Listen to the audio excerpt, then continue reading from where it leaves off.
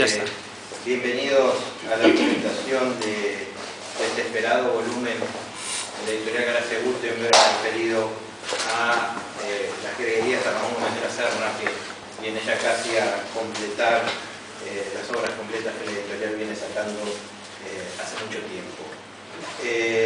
Nos acompañan hoy Ignacio Echevarría, que es editor literario y director de esta colección de obras completas de Galaxia Gutenberg. Si me equivoco en alguna cosa me lo dicen. Pura Fernández, que es editora de este volumen total de greguerías. Jaime Olmeda Ramos, director del Diccionario Biográfico Español, y Joana Iotescu, que es la directora general de este proyecto de obras completas de Ramón Gómez de la Serna. Así que nada más puedo agradecerle, luego compartiremos un brindis para seguir conversando informalmente. Yo no he cometido el error de no preguntarles quién era el que iba a empezar. No sé si ustedes sean... Joana, ¿tú? Bueno, sí, en parte. Ya verás. Perdón. Bueno, yo voy a empezar por dar las gracias a los amigos que han venido a pesar de ser viernes de carnaval. Lo hemos puesto en este día porque nuestro amigo Ignacio, que vive en Barcelona, de hecho ya bastantes esfuerzos de viajes para venir a varios actos, ya no podía hacer uno más, entonces lo hemos establecido. Como siempre les agradezco a los del Centro de Arte Moderno, además les felicito como siempre por la labor increíble que están haciendo para la difusión de la cultura hispánica.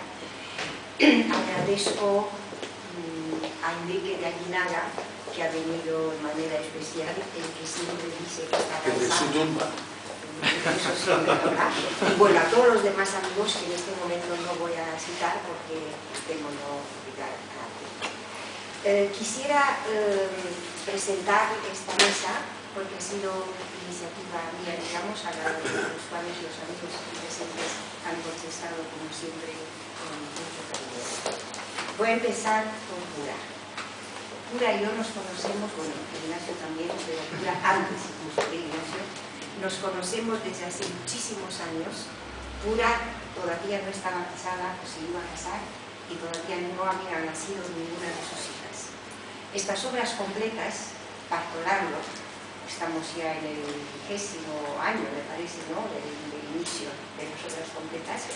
Yo he compartido con Puras muchísimas tardes, muchos días, casi cada día durante un tiempo en casa, y he ganado con estas obras completas una amiga que sé que es una amiga para siempre.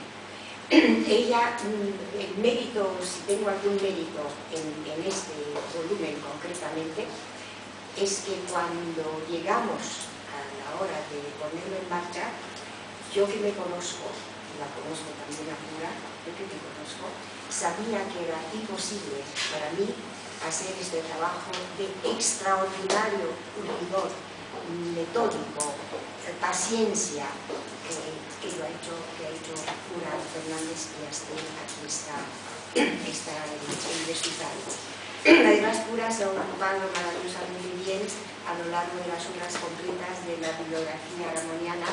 Ha hecho una bibliografía al día que tampoco ha sido fácil, y además hemos consultado muchas veces problemas que teníamos.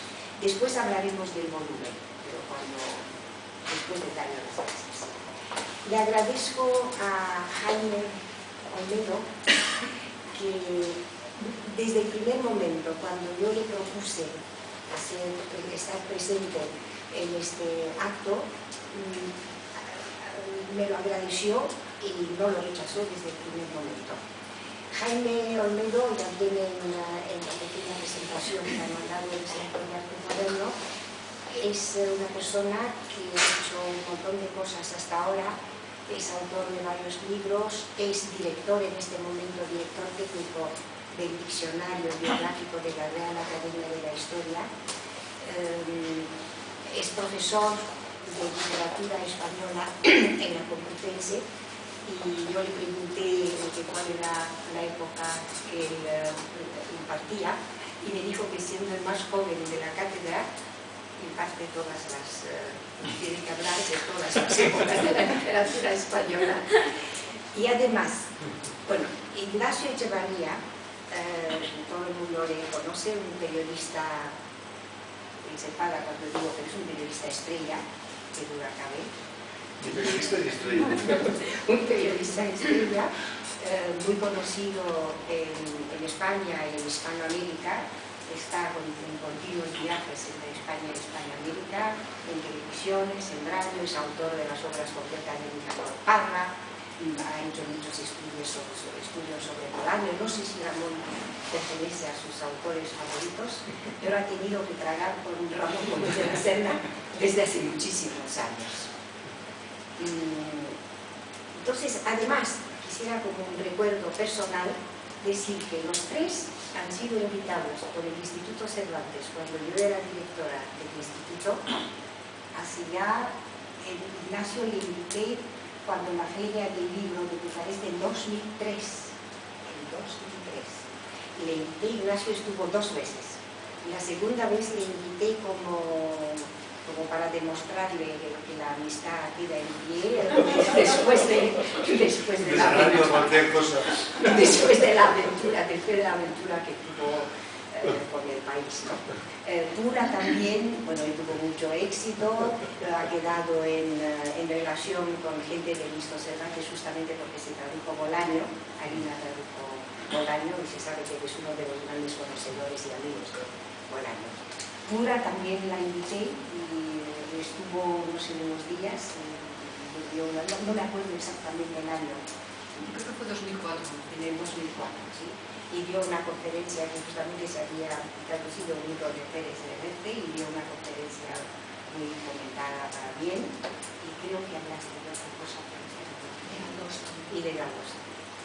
Y a Jaime no le conocía, le conocía de oído, y esto hace ya en 2005, ya son bastantes años, ¿no? 9 años. De toda hace ya, Y entonces le invité y dio una conferencia en la Universidad de Bucarest sobre cómo se hace un diccionario y en el Museo de la Literatura Humana hablando del Quijote de Cervantes, porque justamente coincidía aquí desde el 2017. Así que es la segunda vez, a ellos la enésima vez, pero a Jaime es la segunda vez que le agradezco mucho la presencia. Y ahora creo que como fundar, como decorado, como situar, para situar la figura de Ramón en la época, creo que el más invitado es Jaime, como profesor de todas las épocas de la historia. Muchas gracias, Joana. Un placer estar con ella, con Pura, con Ignacio en la mesa y con todos ustedes. Y que yo esté sentado en esta mesa, pues creo que requiere una explicación, porque yo de todos soy quien menos sabe de Ramón, quien menos sabe de sus reguerías. Ni siquiera tengo esa mano convincente y el monóculo de Nuevo Rico que saca en la película del orador, ¿no? Para captar la atención del auditorio. Pero, como les digo, creo que el hecho de que yo esté aquí pues requiere una explicación, ¿no? Y como dice Pepe Iber, el bienvenido Mr. Marshall, cuando se dirige a los vecinos de Villar del Río, una explicación os debo y como os la debo, os la voy a dar. Pues eso voy a hacer yo esta tarde, ¿no? Estoy aquí, y esa es mi explicación, por el afecto que tengo a Joana y a Pura, el afecto y la admiración que les tengo. Ambas son ejemplares investigadoras, ejemplares autoras, entre muchas cosas, de, como ha dicho Joana, el Diccionario Biográfico Español, del que me honro en dirigir desde hace ya 10 años.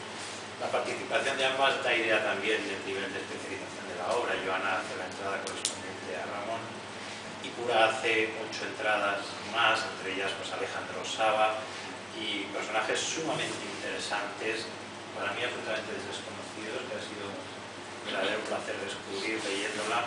3 de ellos incluso, Sánchez Seña, Vega Armentero y Zabanero de Robles, están ya dispuestos para la edición electrónica que estamos preparando. Pero estoy aquí también por la importancia que concedo a la biografía en la obra del autor. Se cumple en este año, espero que alguien se acuerde y lo conmemoran, 100 años de nacimiento de Julio Caro Baroja. El 14 de noviembre de 1914, y su discurso de ingreso en la Real Academia Española en el 86 se tituló precisamente Género biográfico y conocimiento antropológico. Es un discurso que intenta probar la utilidad de la biografía como un elemento fundamental en la investigación antropológica. Y él concluye ese discurso diciendo que el género biográfico es, en sus variedades, dice, un instrumento de investigación antropológica que en todo caso nos da un punto de referencia esencial en la medida del hombre, bien considerado individualmente, bien considerado como ser social e histórico. En efecto, o sea, en el caso de un artista, en el caso de un intelectual, en el caso de un escritor como Ramón, la importancia de la biografía es suma, es máxima. Pues es verdad que quien construye todo ese artificio, quien construye toda la obra, pues es un ser humano que acarrea, lo queramos o no, todo un mundo de vivencias, todo un mundo de lecturas, todo un mundo de intenciones. Y la autoridad del escritor, la autoridad del intelectual, es lo que está al fin y al cabo legitimando y autentificando en última instancia todo lo que afirma en el texto. Y digo que lo autentifica, y es que la autenticidad viene dada por la transitividad entre el autor y el hombre. En este asunto quiero centrar mi exposición dentro de ese marco que me solicitaba yo. Esa transitividad entre el autor y el hombre, ese traslucir necesario de la vida del hombre en la obra del autor. Y aquí conviene distinguir, como hacía Julián Marías, entre vida y biografía. Él dice que a Quijote lo que le da su condición única es la vida de Cervantes. Es decir, Cervantes nos cuenta su vida, no su biografía. Dice, si acaso la pone a flor elusivamente, dicen algunos momentos. Y es precisamente esa transitividad en los dos planos, ¿no?, lo que instituye y asienta el estilo del autor. Decía Thorin que el estilo del autor es la resultante fatal, la resultante inevitable de una sensibilidad. Por eso la biografía coopera a la hora de percibir el alcance de un hombre. Lo dijo Jorge Guillén hablando del trance místico de San Juan de la Cruz, ¿no? Dice que al menos es un acompañamiento espiritual, si no conceptual, sí, un acompañamiento espiritual para entender, para conocer la obra del autor. Estamos ante una edición muy importante, una edición definitiva. Pocas veces se puede decir eso. Estamos ante una edición definitiva. Es el resultado de un esfuerzo, de una laboriosidad llevada a cabo por Pura y siempre con el aliento de Joana detrás, durante años y años, componiendo un gran mosaico con miles de escenas. Es realmente una labor componer un mosaico con miles de escenas. Me pidió Joana que hiciera un panorama, como ha anunciado, de la época de Ramón, de contextualizarlo. Lógicamente es muy difícil hacerlo hablando lo que voy a hablar. Voy a hablar poquísimo. Quería empezar diciendo una cosa que dijo Ramón en una conferencia que dio en el colegio Nuestra Señora Guadalupe. Le dio la palabra y dijo, para terminar, no, dice, es que estoy hablando unos 20 minutos y he comprobado que eso es porque tardan los oradores en despedirse. Pues eso, es lo que es verdad. Pues en este breve tiempo del que dispongo, lo que quiero es centrarme en uno solo de los aspectos que formarían parte de ese contexto más amplio. En tiempos calificados de deshumanización, quiero incidir en que Ramón es humanización plena. Y digo en tiempos calificados de deshumanización porque la portada del libro habla de las fechas 1926-1962. Luego espero, Joana, que nos expliques qué suponen, ¿no?, las creerías estas respecto a las primeras que aparecieron en Tapices, del 12, o el libro incluso creerías titulado como tal en el 18, ¿no?, en cuanto a maduración, ¿no?, podemos decir. Pero bien, ahí aparece la fecha 1926. En el año anterior, 1925, Ortega era publicado La deshumanización del arte, una recolección de artículos que le iba publicando en el diario El Sol durante el año anterior, el 24. Y él califica de deshumanizado el arte nuevo porque era, según él, un arte que no buscaba mover los sentimientos, sino la pura expresión estética. Es verdad que no fueron pocas las voces que refutaron el juicio de Ortega, en los meses inmediatamente posteriores a esa forma de libro en la que salen las teorías de Ortega. Antonio Machado, reseñando el libro Colección de José Moreno Villa, ya muestra su desacuerdo con ello. No mucho tiempo después, el mismo año, se publica la otra gran guía del vanguardismo, que es la obra de Guillermo de Torre, Literaturas Europeas de Vanguardia, y ahí dice Guillermo de Torre que el término de deshumanización le parece excesivo. Dice, la desrealización por regla en general no implica fatalmente deshumanización. Más explícito en esto es uno de los miembros de la generación que se vio más afectada o en principio calificada por ese término, que es Jorge Guillén. Quizás es 27 el autor al que podríamos nosotros calificar como más, digamos, deshumanizado intelectual o más dentro de la línea de la pobreza poética. Dice Jorge Guillén, si hay poesía tendrá que ser humana. ¿Cómo podría no ser? Poesía inhumana o sobrehumana quizás ha existido. Un poema deshumano constituye una imposibilidad física y metafísica. Y la fórmula de deshumanización del arte acuñada por Ortega sonó equivocada. Deshumanización es concepto inadmisible. Los poetas de los años 20 podrían haberse querellado ante los tribunales de justicia, dice Guillén, a causa de los daños y perjuicios que el uso y abuso de aquel novedoso vocablo les infirió como supuesta clave para interpretar aquella poesía. Clave o llave, sigue diciendo Guillén, que no habría ninguna puerta. Habiendo analizado o reflejado nuestro tiempo con tanta profundidad, dice Guillén, no convenció esta vez Ortega, y eso que se hallaba sumergido en aquel ambiente de artes, letras y filosofía. Pues bien, muy pocos antes de la deshumanización del arte, Ortega había escrito un texto titulado Cultura y Vida. Fíjense qué apropiado hablar de la cultura y vida en su obra El tema de nuestro tiempo. Allí habla Ortega de lealtad con nosotros mismos. Lealtad con nosotros mismos. Un imperativo vital que hubiese llevado a eliminar de la cultura todas aquellas formas, decía Ortega, que son incompatibles con la vida, que son utópicas y conducen a la hipocresía. Quédense con este tema, la hipocresía. Con el fin de evitar, decía Ortega, que la cultura quedase cada vez más distante de la vitalidad que la engendra y en su espectral lejanía condenada al anquilosamiento. Insistía Ortega en que la cultura nace del fondo viviente del sujeto y es, como he dicho, dice Ortega, por deliberada reiteración, vida sensu stricto, espontaneidad, subjetividad. La cultura solo pervive mientras sigue recibiendo constante flujo vital de los sujetos, dice Ortega. Cuando esa transfusión, otro término que espero que retengamos, se interrumpe y la cultura se aleja, no tarda en secarse y hieratizarse. Tiene pues la cultura una hora de nacimiento, dice Ortega, su hora lírica, tiene la cultura una hora de anquilosamiento, su hora hierática. Pues bien, la literatura de Ramón es hora lírica para la literatura española. Pues hay entre ella y el sujeto que la produce un flujo vital arrollador, esa transfusión de la que habla Ortega. Ramón, por lo tanto, humaniza su literatura. Él está en cada una de sus líneas. Podemos ver detrás de cada una de sus palabras. Y su literatura es una transfusión directa desde su corazón. Como incluso quería simbolizar cuando utilizaba la tinta roja, ¿no? Esa tinta roja que decían como si fuese la liquificación, dice él, de mi sangre, fluyendo la sinceridad humana en su propio color en inacabable sangría, dice en Automovilismo. Esa tinta roja con la que escribe lleva toda la riqueza globular necesaria para el acto de encarnación y transfusión que, según nos dice, debe ser el acto de escribir. Y esto, siendo importante, esa transfusión de la vida en la literatura, siendo importante, muchos otros lo han logrado, es verdad. Pero la peculiaridad de Ramón es que ese tránsito también se percibe en sentido inverso.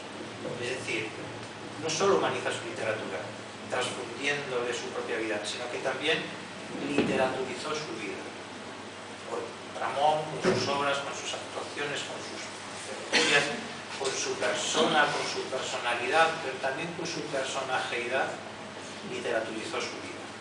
Lo que me interesa subrayar, termino, esta tarde, es esa total fusión de vida y literatura en Ramón, en tiempos, como decía antes, calificados de deshumanización, en tiempos de aquellos que, como dice Ramón, creen que escribir es una especie de etiqueta y una hipocresía, el mismo término que utilizaba Ortega unos años antes. Ramón encarna la rehumanización del arte, la humanización plena del arte. Así que gracias, querida Pura, gracias, querida Iona, por la magnífica edición que nos regaláis y que leeremos con pasión. Ya afirmó Salinas en un texto precioso, lo que diremos a Don Quijote, que toda pasión, dice, es buena para la celebración literaria, y esta noche lo es. Sobre todo, dice, para esa forma de celebración que es la que más le cumple a todo autor, la lectura. no encuentro, dice Salinas, realmente mejor modo de celebrar ningún libro que leerlo con amor. Y eso haremos por el texto. Muchas gracias.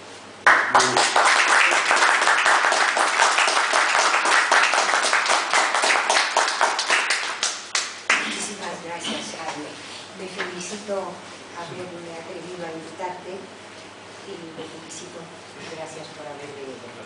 Como también me felicito porque mi única contribución a este volumen en concreto, no en las obras completas en general, eso no, pero para este volumen en concreto, mi aportación máxima, y por la cual también me felicito, es haberle rogado a Pura, hace no sé cuántos años, y decirle: Pura querida, Pura es la coordinadora, la documentalista de las obras completas, que en esta situación nos vimos tantas veces. Digo: Pura, ¿estarías de acuerdo en ocuparte tú íntegramente del volumen de Greguerías? Y aceptó. Y esta es mi máxima contribución. Además, creo que quizás la mejor de todas las obras completas. Y bueno, después hablaremos también de Ignacio. Con Ramón le comentaba antes a Juan Carlos Albert, yo últimamente invitada en varios actos, yo no escribía, o si escribía dejaba al lado. Pero esta vez no sé por qué tengo la tentación de escribir, porque sé que me voy a perder. Hablar de las Greguerías y hablar de Ramón en general es increíblemente difícil. Es difícil también escribir, pero hablar sobre Ramón se pierde uno en cualquier momento. Yo me he perdido alguna vez hablando aquí, ¿verdad? Me he perdido, como me perdí en París, en presentando ahora la exposición de las Greguerías itinerantes, porque se acumulan tantas cosas en torno a Ramón y, como dice Macedonio Fernández, hace la diferencia entre los demás lectores y el lector salteador, el salteado. Ramón necesita un lector salteado porque sus obras, la obra suya, que es una obra salteada, como la obra de Macedonio Fernández y de tantos otros hispanoamericanos que le adoran a Ramón. Entonces, como lectora salteada de un autor salteado, uno tiene la tentación, si realmente le conoce bien a Ramón, entrar también en dar saltos de aquí a allá y fragmentariamente, de tal manera que no solamente que se pierde él, pero lo peor es que se pierden los que escuchan, digamos, conferencia, que por cierto Ramón tenía horror, como se sabe, a las conferencias serias, y siempre les daba un toque de humor. Pero aquí no se trata de conferencias, sino de un encuentro amistoso y tal. Entonces yo creo que voy a leer algunas cosas para contestarle también a Jaime. Digo, las fechas, la pregunta de Jaime y de más personas, el mismo Enrique Aguinaga me preguntó que si es realmente un total de Greguerías. Nunca va a poder ser un total de Greguerías, nunca, y nada en las obras completas es total, porque yo en el prólogo inicial, en el prólogo a las obras completas, he dicho que las obras completas se van a ocupar solamente de los libros de Ramón, que tampoco es fácil. De los libros de Ramón, además, sobre la marcha se da uno cuenta de los trasvases impresionantes, permanentes, que hace Ramón de la prensa al libro, del libro a la prensa, de un libro a otro libro y así sucesivamente. Entonces, un total de Greguerías no puede haber, y creo que no habrá nunca, a no ser que siga este interés por Ramón dentro de 100 años, quizás porque habría que ir leyendo un montón de periódicos y de revistas de Francia, de toda España, de Alemania, de Italia, de Portugal, de toda América. Es absolutamente imposible. Por lo tanto, tarea para, como les decía, en un congreso en Nápoles, organizado por la Universidad de Nápoles, yo les decía que Ramón, más que un escritor para escritores, que también, como decía Umbral decía que Ramón no tenía un público lector tan vasto, tan amplio, porque era especialmente gracias a su talento metafórico un escritor para escritores. Yo decía, bromeando un poco, pero yo me lo tomo muy en serio porque no soy escritora, que es un escritor para investigadores. Los investigadores tienen de Ramón pueden vivir de Ramón muchísimos años más. Yo les digo que siempre que me acerco a Ramón descubro más cosas y más cosas. Y voy a hacer una confidencia que veo que no sigo lo que he escrito y otra vez me la voy a perder, seguramente. ¿Qué decía? Sí, que decía, describiendo cosas. Quiero decir que hace unos años, también en la época cuando yo la novela pura, que sí seguía a cargo del volumen, a mí no me gustaban las greguerías. Pero no me gustaban nada, pero para nada, porque las había leído mal, como las ha leído la mayoría de la gente, como se han enseñado mal en la escuela. Y la verdad es que si tú lees 20, 30 greguerías seguidas de Ramón y tienes la mala suerte de dar con greguerías que tiene greguerías geniales y greguerías triviales, tiene greguerías que no dicen gran cosa, y dice mucho, y que enriquece mucho la lectura a condición de que las ideas todas, y esto ya es muy difícil. Yo ahora me he leído, no todas, ¿no?, pero muchas, y he empezado a enamorarme de las greguerías y darme cuenta de la importancia, de la riqueza, del nihilismo, ¿no?, de la rehumanización de la literatura que realiza Ramón, especialmente a través de las greguerías. Había empezado con el total de greguerías. El total de greguerías, Pura después lo explicará ella mucho mejor que yo, qué pasa con el total de greguerías 1926-1962. Son exactamente estos años del total de greguerías.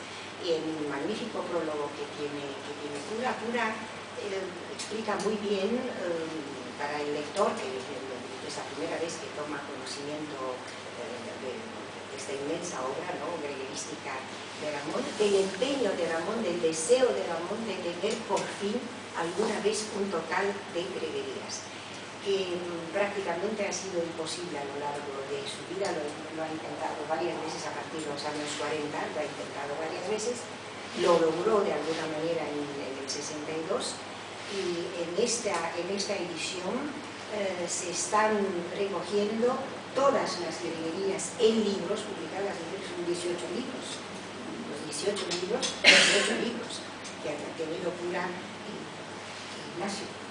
Un trabajo más en la sombra, pero también un trabajo con muchas luces, a pesar de estar en la sombra, con alguna sombra, pero con muchas luces.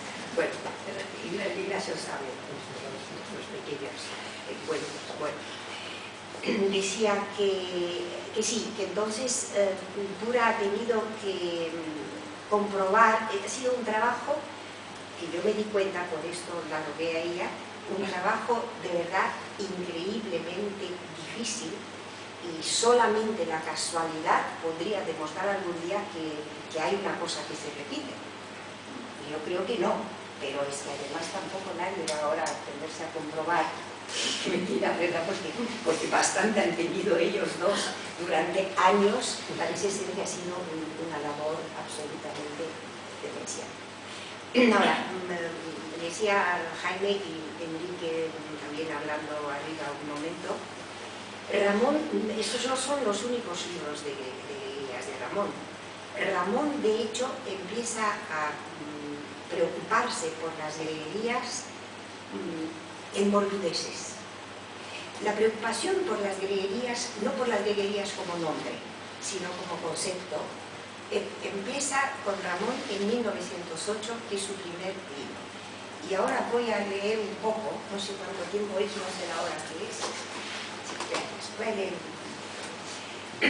Dice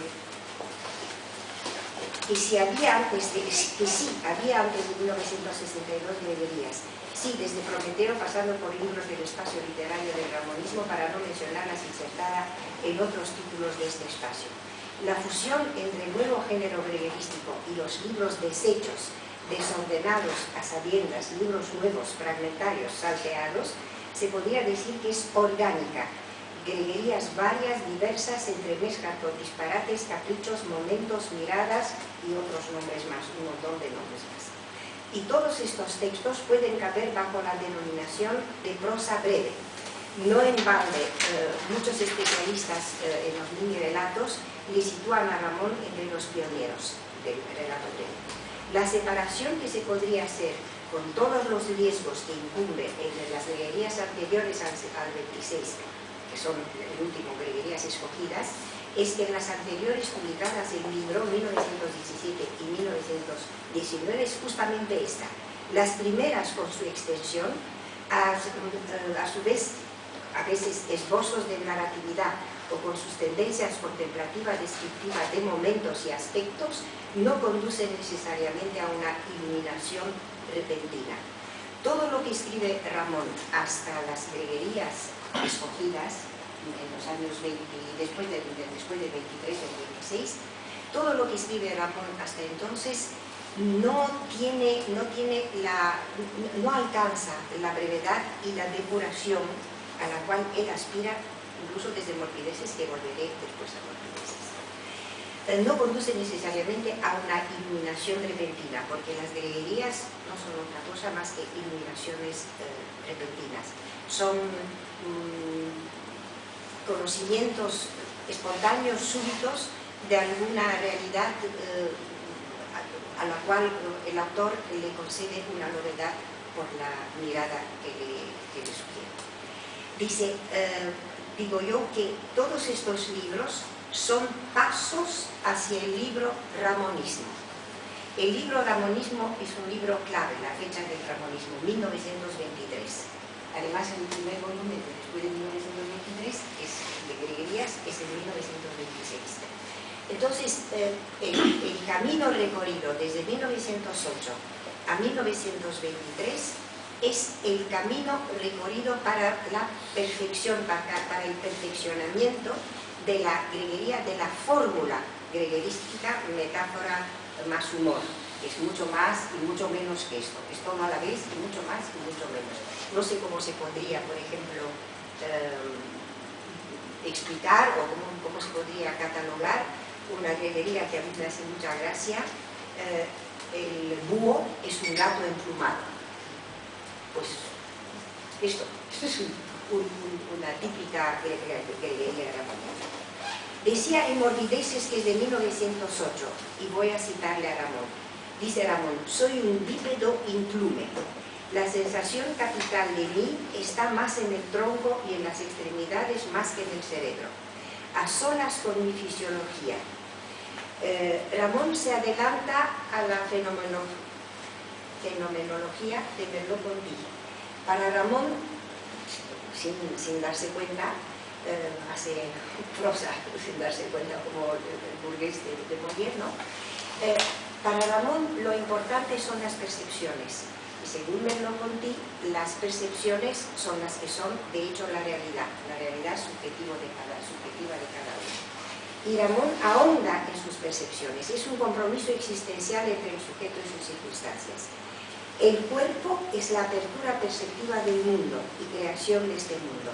La corporalidad de la conciencia contrasta con la ontología dualista cuerpo-alma.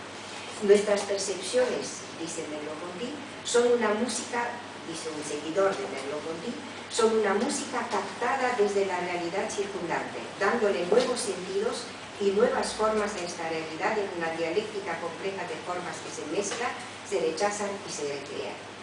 Melodías nuevas para una vieja materia. Las greguerías no pretenden ser una respuesta a una interrogación del hombre, sino que escarba, cuestiona la realidad que siempre puede ser otra de la que es o de lo que parece ser, por ejemplo como la pipa de Madrid, ¿no? Renueva la realidad según la percepción personal. Esta es la maestría de Ramón Gómez de la Serna. Por esto la palabra cotidiana puede, gracias a la sorpresa inesperada, convertirse en magia poética, nombrar las cosas como si fuera por primera vez. Ramón le da al color, le da matiz a la vida, le da dinámica y movilidad. No en balde Ramón, en un texto de Prometeo, titulado Mis 7 palabras, Ramón sueña con ser un Robinson Crusoe. Un Robinson Crusoe en la creación del mundo. Así, de esta manera, Ramón se acerca también a la magia primitiva, a la poesía primitiva. En Morbideses, al contrario de los que aquí quiero ligar a las viguerías más o menos. Las morbideces de Ramón, al contrario de los decadentes franceses y sus placeres artificiales, Ramón le cita a Huysmans, si piensa ciertamente en el libro A rebours, es decir, en el libro A contrapelo, donde los placeres se derivan de los placeres artificiales. En cambio, en Ramón, los placeres se derivan de los placeres de su cuerpo, oler los largos del despacho, yacer en la otomana, oír el griterío, que es la primera vez que él emplea la palabra greguería para denominar el griterío de la ciudad. Él por la noche se acuesta muy tarde, es un noctívago, se acuesta muchas veces a las 7, 8, 9 de la mañana, ¿no? Y entonces tiene todo el tiempo de palpar, de escuchar el pálpito de la ciudad, que no es siempre de todo dormida, especialmente en la ciudad de Madrid. Dice: libo mi propio sésamo, secreto de mi literatura, después de la modulación íntima con que me apodero de la vida, alargo mis placeres, los refuerzo con el plectro de las palabras. Lo hago todo levadura de mis nervios, sinestesia agudeza, digo yo ahora, sinestesia agudeza del sentir, implicación de los sentidos desde la vista, mirar para ver. Es fantástico el cuadro de Rivera, que desgraciadamente no se pudo,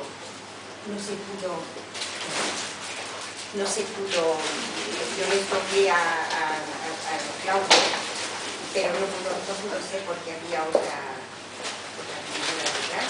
Si lo encuentro en el cuadro de Rivera, si ustedes lo tienen en mente, el cuadro de Rivera, el retrato de Diego de Rivera. Y dice Ramón, lo ha captado muy bien el pintor y ha captado después muy bien Ramón explicando la pintura. Sabemos que Ramón, entre otras cosas, era un magnífico crítico artístico, enigmas. Y dice Ramón, dice: el retrato que me hizo Diego es un retrato verdadero, aunque no sea un retrato con el que concursar en los certámenes de belleza. Con este retrato me siento seguro y desahogado. Cuando el gran mexicano pintó mis ojos, por ejemplo, no contempló estos ojos castaños que tengo y cuya apariencia normal es para los retratistas, pero no para un gran pintor como él, sino que los observó como un técnico, como un óptico, y se dio cuenta de los ojos que necesitaba en el retrato y que eran complementarios y aclaratorios de los ojos. En el ojo redondo está sintetizado el momento del deslumbramiento y en el ojo entornado y largo el momento de comprensión. Este es el secreto de la literatura de Ramón Gómez de la Serna, porque del cuerpo la primera sensación, el primer elemento que pone en juego es la mirada. Él hablará en cierto momento también de la mirada fructífera. Dice: el sortilegio, dice Ramón, de toda mi sabiduría está en mi mirada. Voy a saltar sobre muchas cosas que tenía apuntadas. Ramón, en esta búsqueda de una síntesis de la realidad, de una síntesis también fructífera, de una síntesis sabrosa, donde entraría también el gusto, el tacto, de una síntesis sabrosa, de aquí la sensualidad de Ramón, y muchas veces ha tenido que cortar sus greguerías por ser demasiado sexuales. Él está le atraen mucho las medias negras, las piernas arqueadas de las mujeres y todo lo demás, ¿no? Dice, y los senos, que tiene un libro dedicado de cabo a rabo a los senos, desde los senos de la verdulera, de la prostituta, de la virgen, de la monja y de tantos tipos más de senos. Ramón busca a través de la mirada, y no solamente de la mirada, del tacto y del pensamiento. Yo diría que Ramón tiene así como Baltasar Gracián hablaba del arte y agudeza del ingenio, en el caso de Ramón se puede hablar del arte y agudeza de los sentidos. Todos saliendo del cuerpo. Su literatura, integrada en las grandes corrientes del cruce de siglos, esencializada en aquel estado de cuerpo de inmediatez absoluta, dará cuenta de la plenitud juvenil que con el desgaste del tiempo se irá metamorfoseando en una letanía de automoribundez. El mismo título de automoribundia apela al cuerpo, porque es una automoribundia especialmente del cuerpo, no separa en ningún momento el cuerpo del espíritu. Voy a solamente unas palabras. En los escritos de juventud, en Prometeo 1, donde podemos encontrar un empuje para las greguerías, es el texto del concepto de la nueva literatura, cumplamos nuestras introducciones de 1909, dice: ya nada es lo que es por definición. Habla del intervencionismo de la vida, de la mirada libre de fascinaciones de Nietzsche, creador del panteísmo equilibrado. Ramón es panteísta y además tiene una empatía universal. De aquí mi cariño representado por las greguerías, por la piedad, por el sentimiento de infinito amor que tiene Ramón para todo lo que vive y lo que no vive. A Ramón le caracteriza una profunda humanidad, una profunda solidaridad con todo lo que vive y con lo que no vive. Es realmente emocionante, por esto a veces incluso las greguerías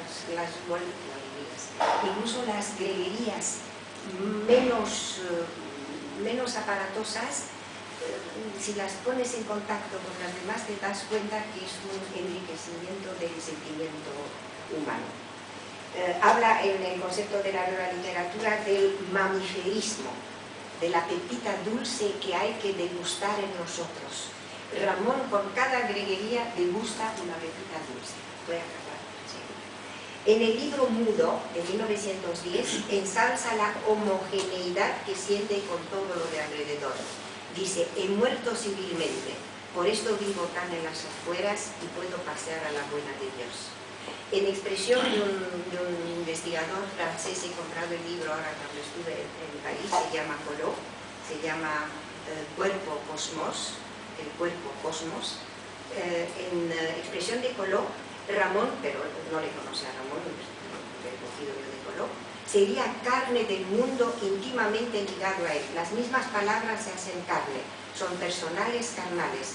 Como dice Ramón en otro texto suyo, hay que violar las palabras, despertarlas, unirse a ellas para que sean capaces de expresar su carne y la carne del mundo. Se trata de analogías, en el caso de Ramón, que escarban lo simbólico, superándolo, para llegar a la raíz misma de la realidad, no convertirla en mitos, sino hacerla estallar tal cual en correspondencias sensoriales, carnales, sentirlas en el acto, de repente, espontáneamente. La naturaleza no es para Ramón un código a descifrar o morder, sino un espacio en que sentir la vida y vibrar con ella, sea ella ciudad, mar, noche estrellada, naturaleza o un montón de cosas como el brazo.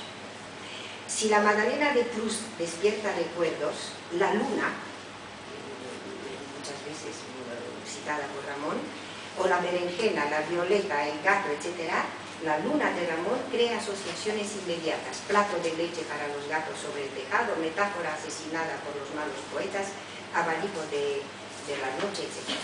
Bueno, ¿sí? En otros textos de Ramón donde se vislumbra el nacimiento de la greguería es el misterio de la encarnación. En Tapices, Prometeo, 1911. Dice Ramón, sintiendo lo que coherente que es uno con los espacios planetarios y ultraplanetarios tan arrasadores y tan buena. Hablaba de la empatía universal. Después, rastros hay en Ramonismo 1, aunque menos, porque el Ramonismo 1 no tiene ningún capítulo especial dedicado a las greguerías, pero lo menciono porque en el Ramonismo 1 está el rastro, el circo y senos. El prólogo es de César Nicolás y se llama La cornopia vanguardista. El volumen del Ramonismo 2, 1917-1919, con prólogo de José Enrique Serrano, buen prólogo que duda cabe, que se llama Relato posible de un cierto catálogo de la creación. En este volumen de Ramonismo 2 están incluidas greguerías de 1917 y muestrario de 1919. El Ramonismo 3, 1920-1903, prólogo de Rafael Ponte, dice, que lo que titula Sin hablar de greguerías, titula sin embargo el prólogo como El triunfo de la greguería. Y dice Rafael Ponte, en Ramonismo 3, donde no hay greguerías, la greguería se abre paso paulatina y progresivamente. En el Ramonismo 3 está el libro nuevo, disparates, variaciones y el alba. Y dentro del libro nuevo, unas páginas dedicadas a las greguerías, en otros momentos se llaman cosas, en otros momentos momentos, y así sucesivamente.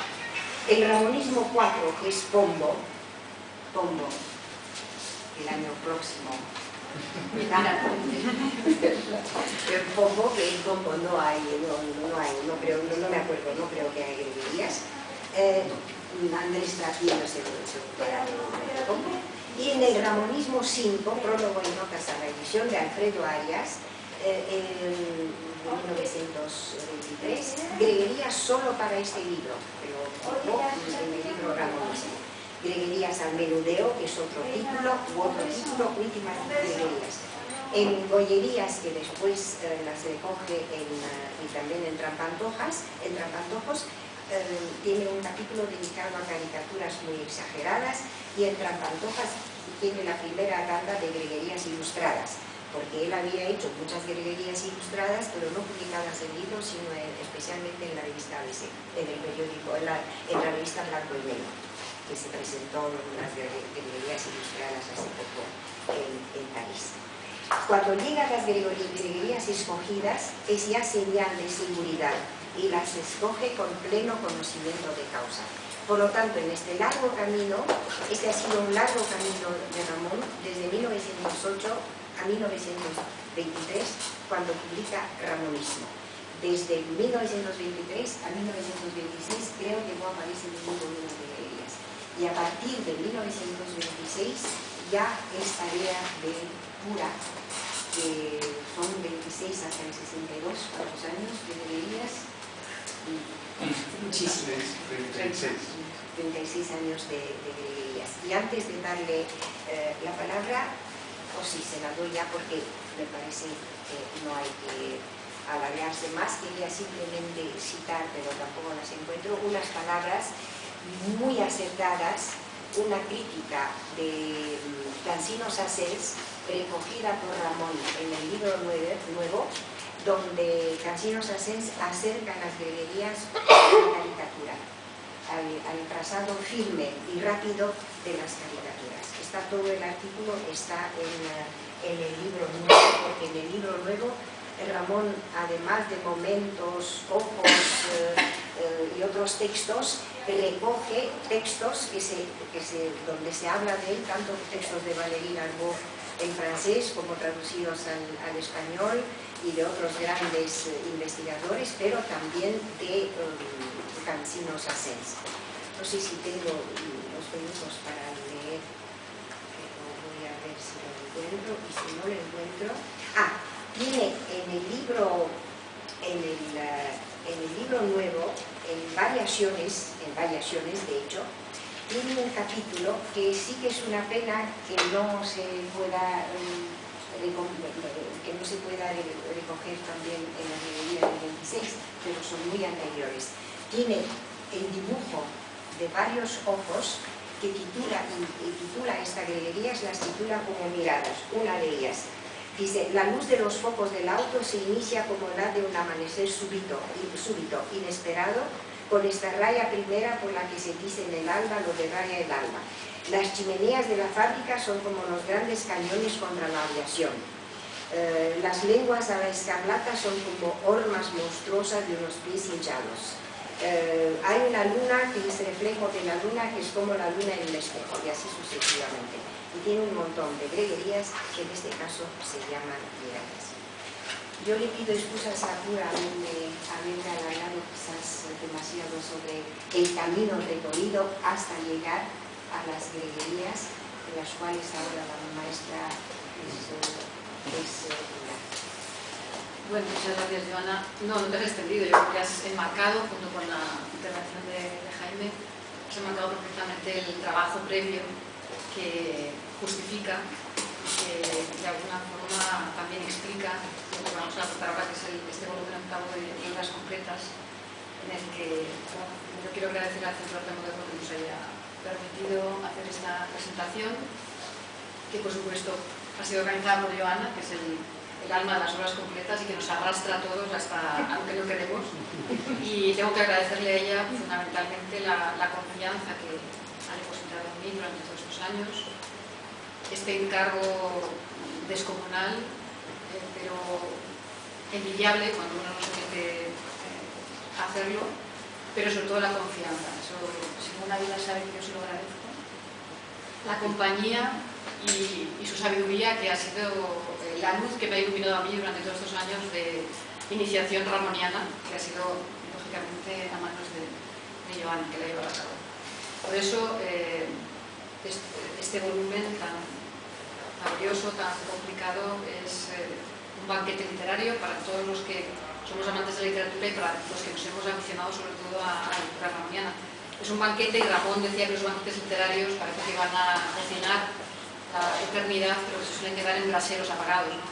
Creo que esto no va a ser un brasero apagado. El hecho de que hayamos llegado a este volumen de las obras completas y que se vaya a cumplir el de Pombo, ¿verdad?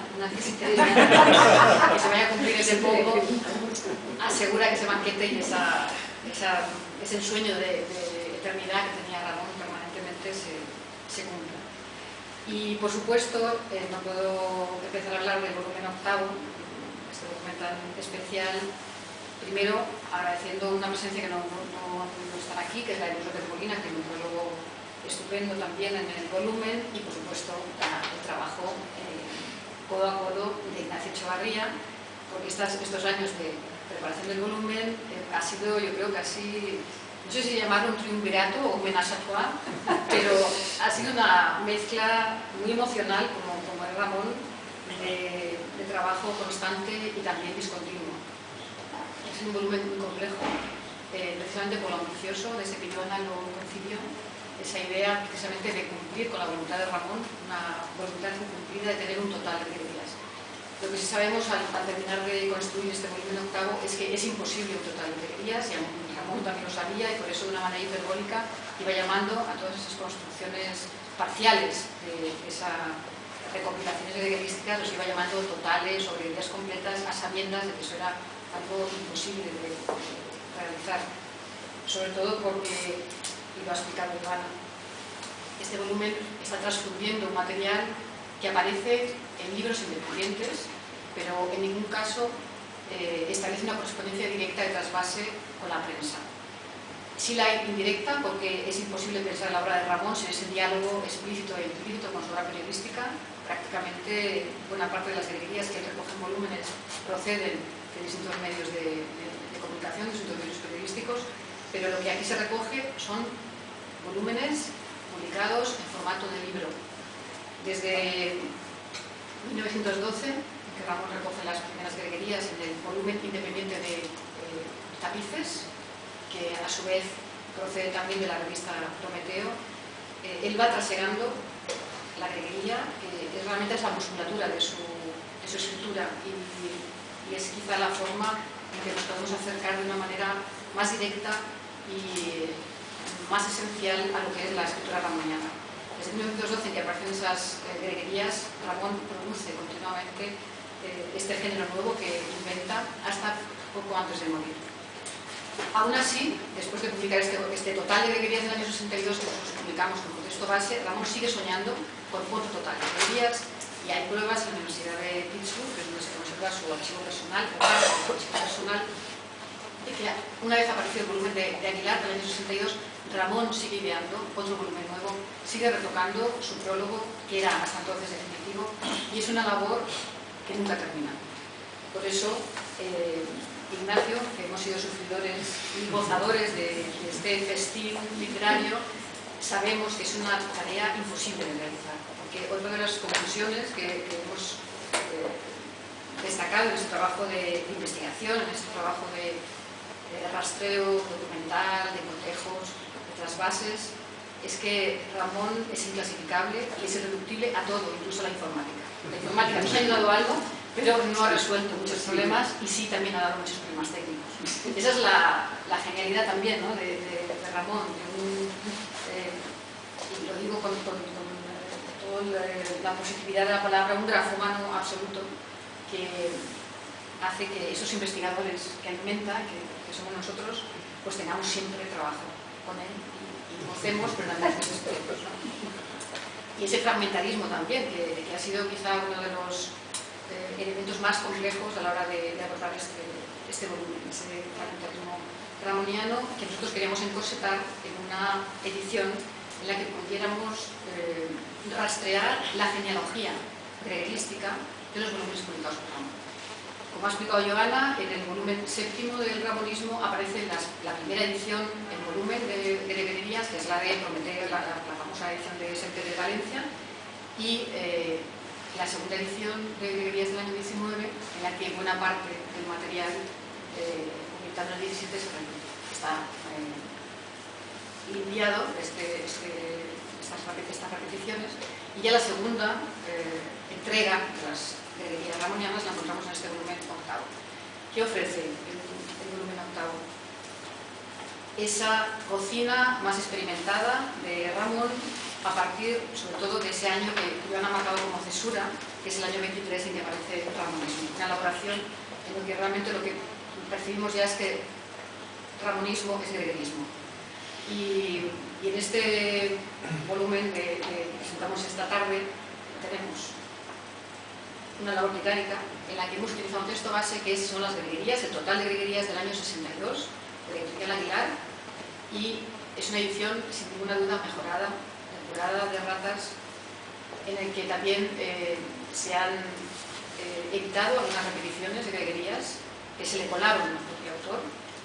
Ramón es incapaz de controlar, es incapaz de ponerle un freno a su continuo trabajar con las greguerías, porque esa técnica de lo que él llamaba pegatoscópica, es una palabra que siempre se me resiste, pegatoscópica y de barajeo, realmente es la que explica cómo se va confeccionando este corpus. Es el trasiego entre la prensa y entre los propios libros, esa sucesión de cambios, de retoques, esa idea que tenemos de Ramón un poco descuidado, en absoluto se justifica en el trabajo que se ha hecho con las greguerías.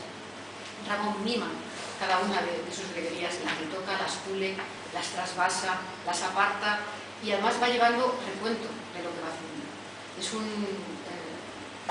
Creo que ha sido un proceso de conocer ese taller del artista, la cocina donde está trabajando el autor, que además se erige como el creador de un nuevo género, en el que pretende establecer un control de lo que se puede llamar greguería y lo que no debe ser llamado greguería. Este volumen, como decía, lo que hace es utilizar el texto del total de greguerías del año 62 y el resto de los volúmenes independientes, nuestros 14, más 3 selecciones greguerísticas que aparecen también en volumen independiente, tenían mis mejores páginas literarias, obras selectas y antología 50 años de literatura. Lo que hace es ir cotejando todas aquellas greguerías repetidas exactamente igual de una edición a otra, en orden ascendente, es decir, desde 1926 hasta 1962, y contrastando todas las repeticiones exactas y todas aquellas greguerías en las que aparecen variantes no significativas. Es decir, si hubiéramos pretendido hacer una edición absoluta de estos volúmenes, los 15 tomos independientes más esas 3 selecciones de volúmenes independientes, hubiera sido algo absolutamente inimaginable, absolutamente inabordable y sobre todo impublicable. O sea, esto ya es una heroicidad que ha perdido la editorial, a la que hay que agradecerlo, pero hubiera sido un trabajo y aparte no hubiera tenido mucho sentido porque hay unas repeticiones sistemáticas de greguerías. De hecho, hay algunas de las que podemos encontrar repetidas 10 y 12 veces. Hay veces que hay greguerías repetidas 10 veces con muy ligeras variantes, con variantes de puntuación, con un leve matiz que es sencillamente un cambio preposicional, el cambio de un tiempo verbal, que realmente no está añadiendo ningún tipo de información y tampoco implica una voluntad estilística suficientemente marcada. No es una edición crítica, pero sí que salva aquellos cambios significativos que Ramón va introduciendo en un mismo texto periodístico de una edición a otra. Cuando hay una voluntad autorial, de cambio, de marca de estilo, se ha respetado siempre. Y de hecho, lo voluminoso del tomo justifica esta labor conclusiva después de leer, estudiar, contrastar y depurar más de 5.000 páginas de greguerías impresas. Ha sido una labor realmente agotadora. Yo creo que este encuentro tan entrañable de ramonianos, de colegas y de amigos, para Ignacio y para mí es como una reunión de gregueristas anónimos que necesitamos desintoxicarnos de este trabajo. Ha sido muy instructivo, muy apasionado, pero también muy agotador y muy trabajoso, porque técnicamente, insisto, y no es por encarecer el producto, técnicamente ha sido muy laborioso. Y bueno, pues ha habido que solventar muchos problemas técnicos, insisto, por esa misma esencia ramoniana de ser irreductible al orden, a la jerarquización, al encasillamiento. Y es también, tenemos que ser humildes y aceptar que a veces los editores, los filólogos, los estudiosos queremos encorsetar, queremos aprisionar la voluntad de un autor que no quiere someterse a esos rigores, ¿no? Y en el caso de Ramón yo creo que lo hemos aprendido. Y muchas veces hemos bromeado, Ignacio y yo, que ahora sí seríamos capaces de hacer la edición de ese impracticable total de greguerías. Por eso es, insisto, es un banquete literario. Una vez que hemos pasado ese periodo de desintoxicación, de estos meses en que se ha retrasado un poco la aparición del volumen, y que, bueno, todo el mundo nos preguntaba cuándo salen las greguerías, hay mucha curiosidad, ha sido un proyecto y mucha gente está muy desintoxicada. Claro, porque efectivamente ha sido... Incluso algunos deseaban. Claro, y además que hay que hacer lo que ha supuesto esta edición, y que Galaxia Gutenberg haya seguido adelante con algo tan complicado como han sido las greguerías, pero aquí están dispuestas para la lectura, para decorar. Y bueno, la idea, por ejemplo, de titular el prólogo que antecede al volumen que firmo yo, hay otro de Luis López Molina, con la contraseña universal, que es una expresión que nos da el propio Ramón. Me dio la idea a la hora de preparar el prólogo, que me pareció un reto enorme, porque intentaba trazar la continuidad de algo que editorialmente tenía una pequeña cesura, una pequeña discontinuidad. Había dos volúmenes en algo que tiene una fluidez, que tiene una intercomunicabilidad, una interreferencialidad, que necesitaba que se hiciese más explícito y más evidente. Y por eso, en mi prólogo, enmarco las fechas de 1912 y 1962.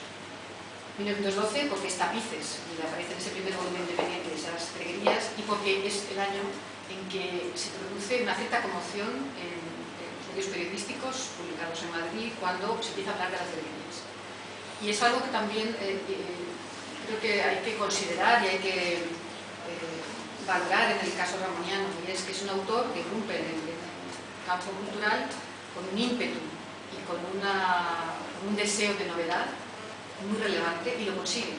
Y consigue afianzar lo que él defiende como un género personal. Un género que le va a acompañar a lo largo de su vida y que se va a convertir en el eje estructurante de esa vastedad de producción como es la ramoniana, en la que las experimentaciones con los géneros, con las técnicas narrativas, con esas fuentes riquísimas de las que bebe la literatura internacional, le permite eso, diseñar una contraseña universal, ya que recorre Europa, recorre Hispanoamérica, asombrando a los intelectuales, pero también a esos nuevos públicos que empiezan a aparecer en el mercado editorial, en el campo cultural. Eso me parece una de las cosas más sugerentes, porque eso comunica el volumen total de greguerías que utilizamos como texto base, el del año 62, con ese prólogo último, que es el que ofrecemos, el prólogo de Ramón, y en el que él va construyendo esa biografía de la greguería, y que, como ha señalado Jaime, intercomunica vida y obra de Ramón.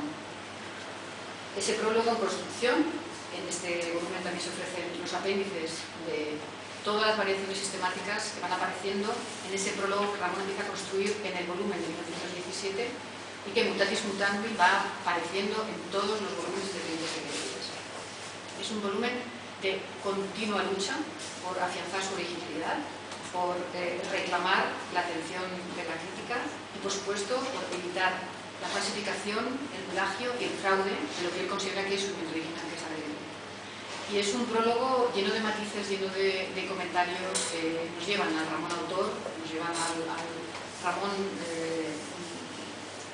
humano, y en el que aparecen supervisiones, como encontramos en los apéndices de las greguerías, que hablan de ese proceso depurativo al que Ramón va a someter su obra y que ahora sí podemos comprobar precisamente con esta edición.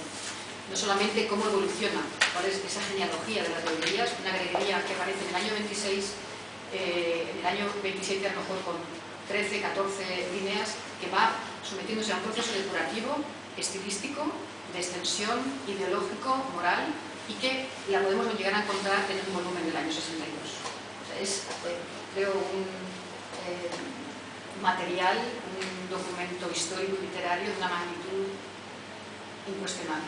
Nosotros hemos disfrutado, hemos sufrido, pero creo que es eso, que es un festín ahora para nuestros lectores. Yo creo que ya puedo seguir, sí, pero puedes seguir hablando de estos apéndices. Claudio, ¿podemos seguir todavía? Sí.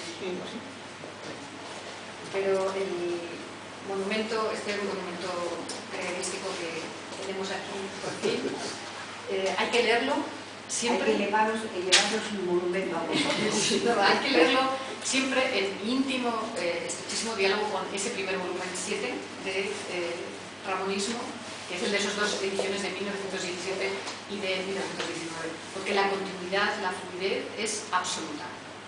De hecho, el prólogo que nosotros tenemos ya como definitivo, es la edición del año 62, arranca ya las ediciones del año 17. O sea, es imposible establecer un corte. Es cierto que viendo precisamente esta evolución que queda constatada en el volumen, se pueden establecer cesuras, la que ha señalado Joana con el año 23, la aparición del Ramonismo, también con el prólogo y con el libro de Greguerías del año 35. Ese es un año fundamental en el que Ramón además ha tenido su crisis existencial, resurge en él lo que él llama ese catolicismo ancestral, y a partir de ese momento, a partir de ese año 35, sí que es evidente ese proceso de, comentaba yo antes, depurativo, revolucionista, desde un punto de vista formal, pero también ese proceso por el cual todo aquello que suena blasfematorio, que tiene una carga erótica más marcada, que tiene connotaciones ideológicas de esas épocas más revolucionarias de Ramón, se va depurando, se va suavizando, se va matizando, cuando no cesurando de una manera evidente.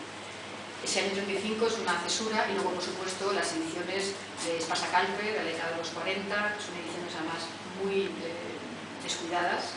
De hecho, este volumen somete a una estricta vigilancia cada una de las palabras de las miles, de las decenas de miles de greguerías con las que hemos trabajado, y se han documentado erratas significativas y sorprendentes que no solamente limpian el texto, sino que dan una lectura completamente distinta de las greguerías que veníamos leyendo de una forma canónica.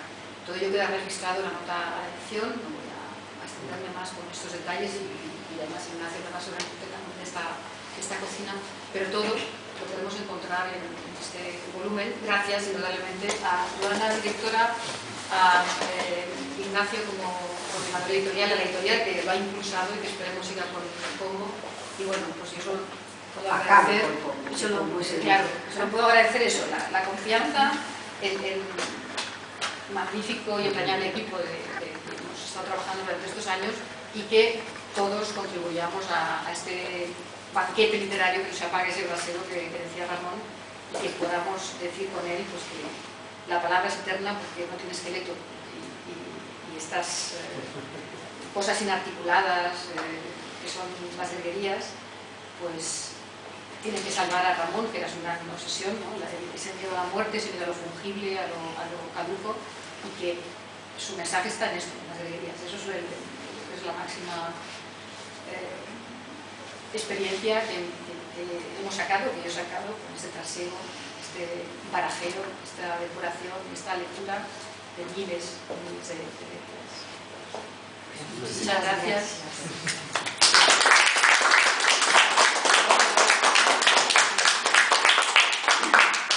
Muchísimas gracias, Nora, por estas palabras. Y ahora vamos a ver qué nos dice. Yo muy poco, porque creo que hemos desbordado completamente el tiempo de esta reunión.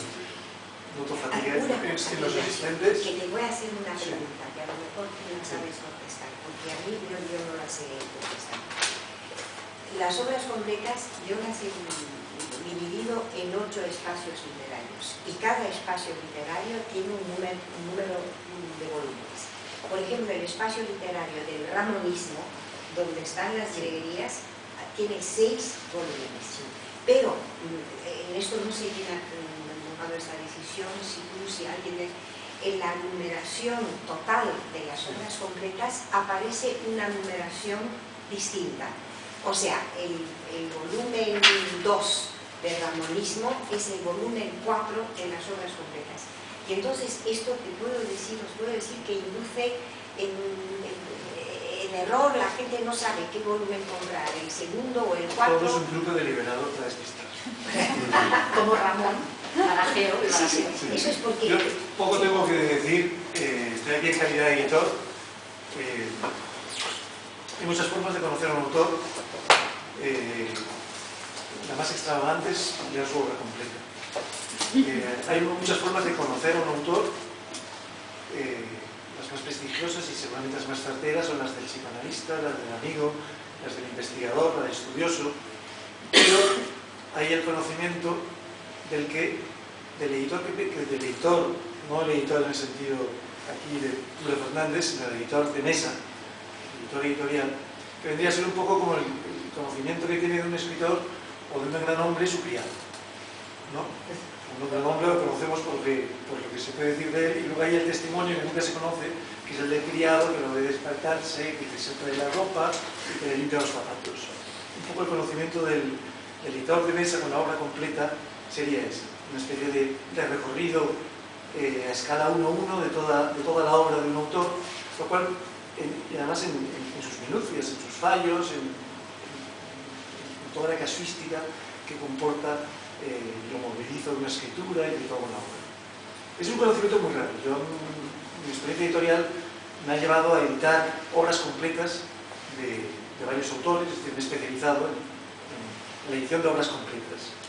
De esa experiencia, que es bastante insólita, deduzco que hay poquísimos autores que resistan el proyecto de una obra completa. Y lo más maravilloso de esta obra completa es que es la más delirante, o sea, el último autor de todo el canon universal al que tendríamos que haber intentado hacer la obra completa era Ramón Muguerza. Hay una frase de Kafka muy enigmática de sus diarios que dice: hay una jaula salió en busca de un pájaro. Ese es el empeño de estas obras completas. Hay otra de Valéry, mucho recordar, que dice: el hombre es el único animal encerrado por la parte de afuera de su jaula. Esta también es el caso de Ramón Muguerza, que parece una especie de escritor encerrado por fuera de sus obras completas. No puedo decir nada sensato que añadir a lo que pueden decir aquí, sobre todo Pura y Joana, acerca de este libro y de Ramón. Yo soy solo un aficionado y soy el criado de esta edición. No está mal. No lo digo con falsa humildad, estoy muy cerca del nombre. Sí quiero dejar testimonio como editor y como representante editorial de la heroicidad que ha supuesto estas obras completas en su conjunto, y muy en particular este volumen, que ha tenido un recorrido de 8 años jalonados de catástrofes de todo signo, catástrofes de todo signo, que darían lugar a un interesantísimo tomo sobre cómo editar un clásico. Y el problema de esta edición es que se ha empleado el rigor de una edición crítica, es decir, de una edición crítica para una edición que no puede ser crítica. En realidad, el trabajo que se ha hecho para esta edición, este trabajo de cotejo, solo podría quedar cabalmente reflejado en un cuerpo de variantes que tendría una extensión casi idéntica a la del volumen. Por tanto, yo sí creo que esta edición algún día tendrá una especie de versión mejorada, una versión en internet, donde se puedan compendiar todas las variantes y donde se pueda consultar. Entre tanto, la insistencia en hacer este libro inabarcable, imposible, en forma de libro, es no solo fiel a la querencia de Ramón al libro como objeto, sino también, en este caso particular, al peso importantísimo que tienen las ilustraciones en el conjunto de las veguerías. Es decir, la relación imagen-texto, y un poco el propio Ramón utilizaba para ilustrar. Yo creo que es un aspecto muy importante de este libro que justifica mucho el hecho de que de pleno siglo XXI hacer una edición como esta, de un material, digamos, que sobre el papel hubiera sido mucho más óptimo desarrollar en la red. Por otro lado, es verdad que nosotros ni siquiera la informática ha sido suficiente para atrapar a Ramón, y yo creo que ya que hablamos de informática, el atractivo de este libro no solo es que, como se ha dicho muchas veces, es el ramonismo, es el greguerismo, y que la greguería es la célula del estilo de Ramón, es decir, Ramón solo escribe greguerías. Entonces, los demás libros son, digamos, congregaciones de greguerías en forma ensayística o narrativa, pero siempre todos los libros de Ramón son desmontables en greguerías, y entonces en este sentido aquí está la esencia, o sea, la unidad básica de Ramón, y yo creo que es además la que conecta más, y con esto termino, con la sensibilidad contemporánea. Hemos hablado alguna vez, la greguería es una auténtica precursora de una forma retórica hoy en día completamente casi hegemónica, como es el tweet. Es decir, una pequeña frase, una pequeña ocurrencia que se pulsa inmediatamente en el teléfono inteligente o en el ordenador. Es decir, la ocurrencia, que es la única forma cabal de definir la greguería, que escapa a toda definición.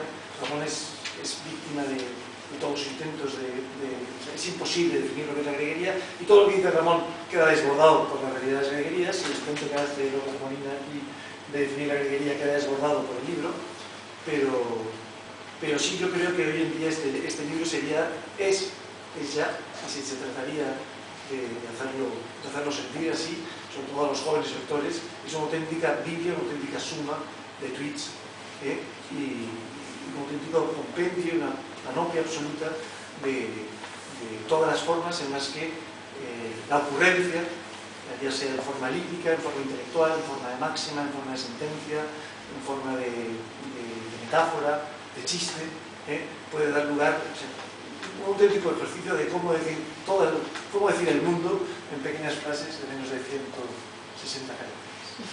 Y nada más, animar por eso a la lectura de los más recalcitrantes y felicitar de verdad a los aquí presentes que me han dicho que el concreto apura por un trabajo titánico de que todavía le quedan como mínimo 2 años para reponerse y 6 meses para poder mirar este libro. Eso también. Con cierta tranquilidad. Muchas gracias.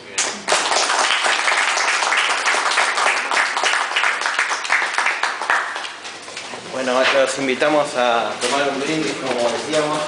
Este volumen tiene un aspecto bastante cariñoso para nosotros, por más allá del contenido que dice. Esta foto del estudio de Ramón en Buenos Aires, este espejo que está aquí arriba, forma parte del Museo del Escritor. Sí, está ahí el ángulo junto con 2 pipas de Ramón. Una foto. Sí, cuando llegó este libro, cuando habíamos acordado la presentación, antes de ver esta foto, y cuando nos dimos cuenta, me pareció que era una especie de señal de Ramón que nos mandaba para que este es el espejo. Así que bueno, ahora vamos al fin. Muchas gracias. Un ramoniano.